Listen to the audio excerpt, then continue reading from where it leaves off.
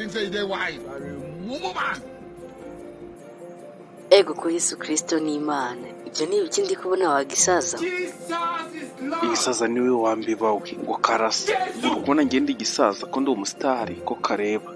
Turashize none. Yego ko mana na musitari w'umusaza mbonye aho ngaho. Wowe wagisaza we ngo umusitari. Ewe we nta no kubyakubera pe.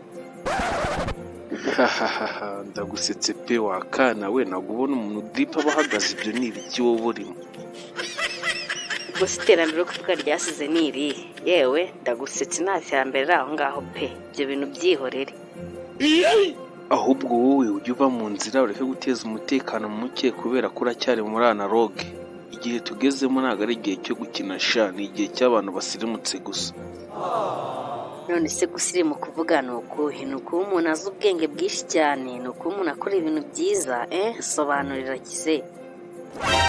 Yo jima niga nuko umuntu ari ku cyango cya danje yambaye nka zino drip mba ndiwe. Ahubwo wowe uburi iki byo bisengero uba yambarishijwe mani ni fake we waza nkagutama.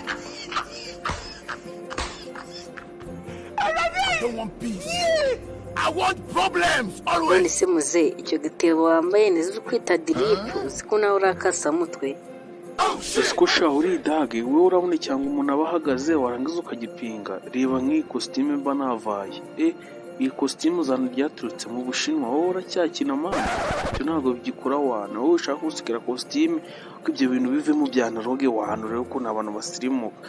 Ho kwirwa ugenda mu muhanda uraritse intugu byo bintu mani fake. None se muze izo drip zawe ko ndi kubona zifite amaboko wajyana amababa y'inkoko.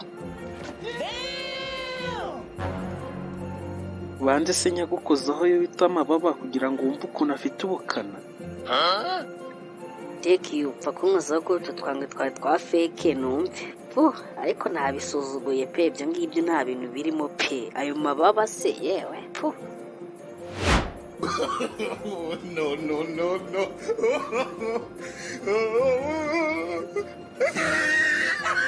Gusa muzenge ndumiwe rwose icyo gitebo inama nakugira. Kivemo pe kuko wabaye nk'avoka.